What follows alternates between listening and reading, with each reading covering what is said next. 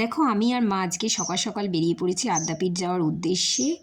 আর সকালটা খুবই ঠান্ডা ছিল। আর এই হচ্ছে আদ্যাপীঠ মন্দির। আমরা পৌঁছে গেছি, চারিদিকে প্রচুর লোকজনের ভিড়, গাড়িতে ভর্তি পুরো আদ্যাপীঠে। এখান থেকে আমরা ডালা কিনে নিয়েছিলাম পুজো দেওয়ার জন্য।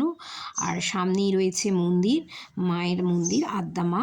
তাকে নাকি আজ মূলো দিয়ে পুজো দিতে হয়, কল্পতরু উৎসব। তো দেখো, অনেক লোক বসে রয়েছে পুজো দিয়ে, কেউ কেউ পুজো দেয়নি।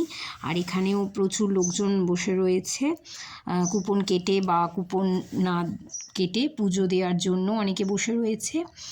আর এছাড়া এদিক ওদিক প্রচুর লোকজন ভিড়। আর এখানে হচ্ছে তোমার আদ্যা মায়ের বড় মন্দির, ওদিকে হচ্ছে কুপন কাটার লাইন।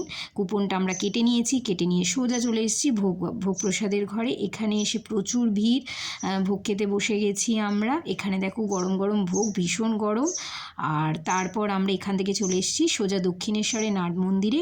এখানে দেখো প্রচুর লোকজনের ভিড়, এখানে লোকজন এসেছে। আমরা ভেতরে ঢুকিনি যদিও দক্ষিণেশ্বরে। আর এই হচ্ছে গঙ্গা নদী, যার শীতের রোদ এর ওপর পড়ে চিকচিক করছে, কি সুন্দর লাগছে দেখতে। আর লোকজন প্রচুর আসছে, গঙ্গা জল তুলছে। এরপর আমরা এখান থেকে চলে এসেছিলাম এই খরগোশটার কাছে। কি সুন্দর দেখতে, একদম মিষ্টি দেখতে, লাল লাল চোখ।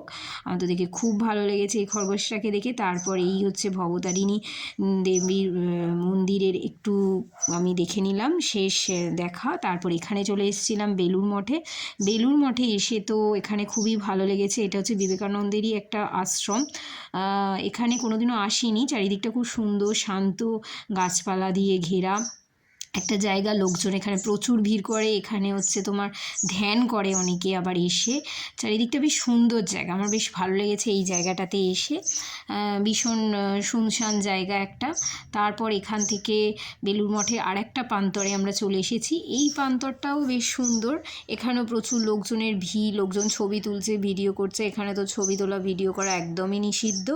তারপর আমরা এইখান থেকে সোজা চলে গেছিলাম বেলুড় মঠের সামনে রামকৃষ্ণের মানে যে মেন মন্দির সেইখানে। এখানে দেখো প্রচুর ফুলে ভর্তি, আমি তো এই ফুল দেখে লোভ সামলাতেই পারিনি। তারপর এখান থেকে আমরা বেরিয়ে গিয়েছিলাম সন্ধ্যাবেলাতেই। তারপর আমি চলে এসেছি সোজা আমার এই দুই বন্ধুর সাথে আমাদের হাওড়া ক্রিসমাস কার্নিভালে। এখানে আজকে এসছে লোপামুদ্রার গান। এখানে ডিপিং ডিপিং বলে একটা কি গান করছে সাঁওতালে। এই গানটা আমার বেশ ভালোই লাগে, খারাপ লাগে না শুনতে।